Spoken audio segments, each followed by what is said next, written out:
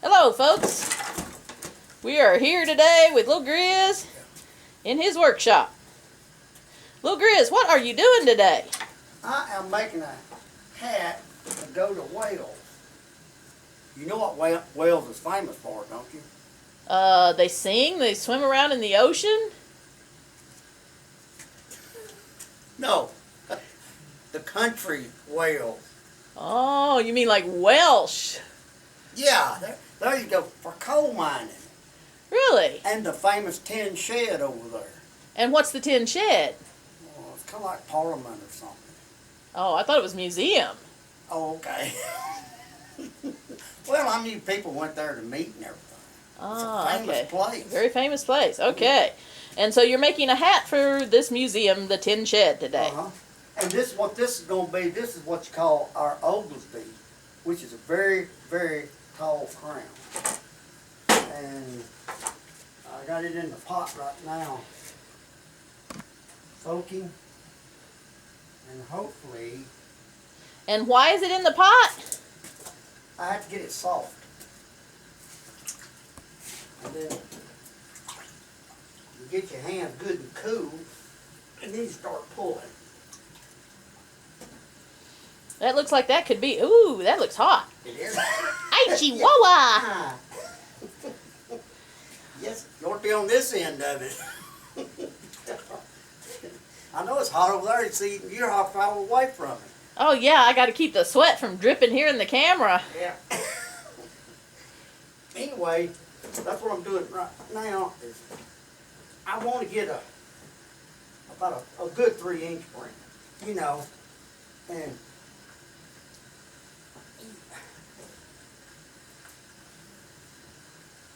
now you can see this is not all right. See now, I've got it.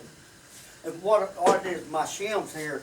This will make 6 inches. I'd already measured it, you know, before you got over here. Okay. And that's... So when you drop the block into it, you still have 6 inches of crown. Uh-huh. See, well, I know you can't see it over there, the little small mark. You see, that's 6 inches right there. Okay, we'll take your word on it. And then,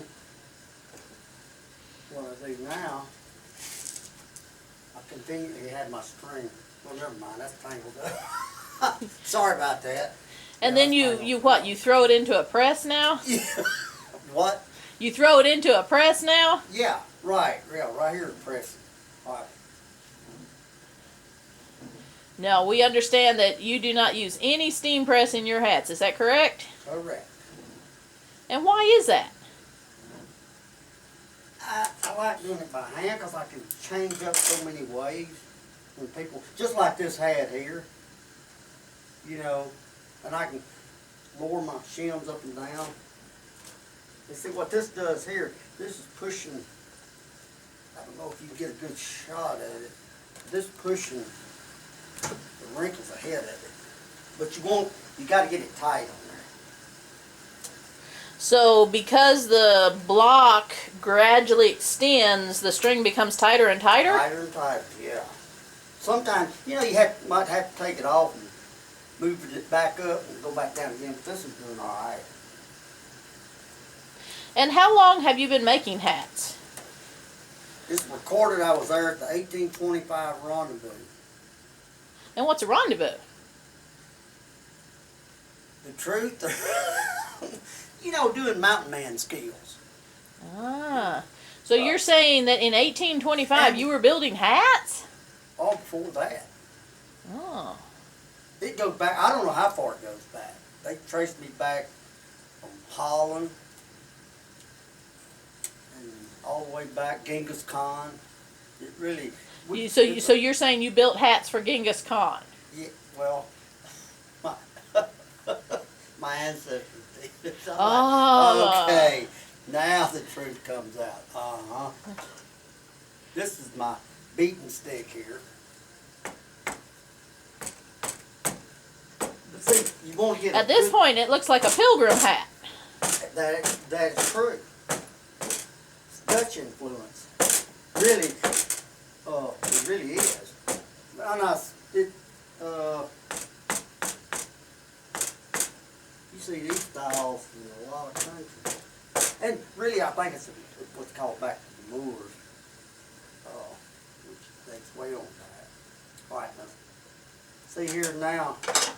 Okay, right now we're running a little below 4 inches. I got 3.5 over here, so I've got a good brim on it. Okay. But I like it. I'll try to get as much as I can, but I'm gonna cut it back to 3 inches.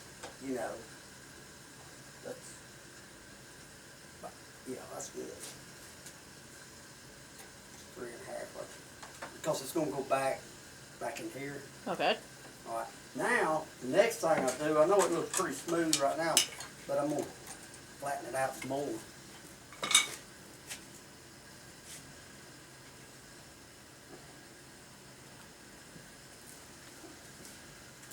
Being I'm doing a light color, I want to keep as much stains off of it as I can. It's not a guarantee.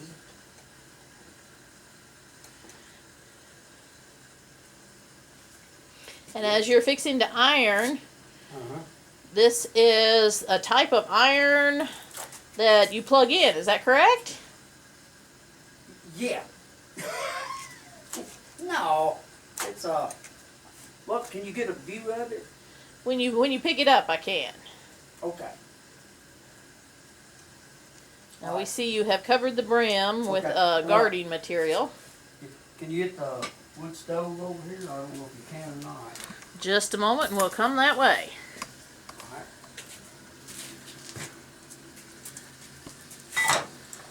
Yes, we see. Okay.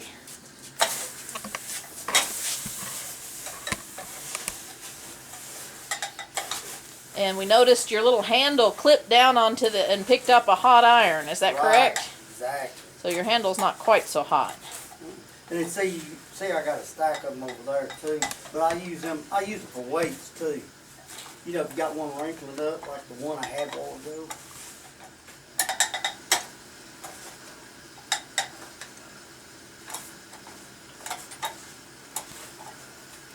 So it appears that there's a lot of steam and heat involved in your work. Very much so.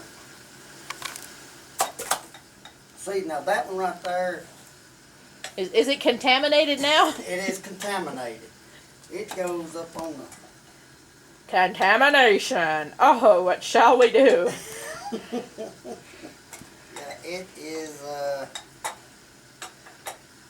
but I've got more of them, but anytime they hit the floor around here, you can flash down there and show them why it's contaminated. We have an old basement concrete floor. It collects a lot of dust and dirt down here.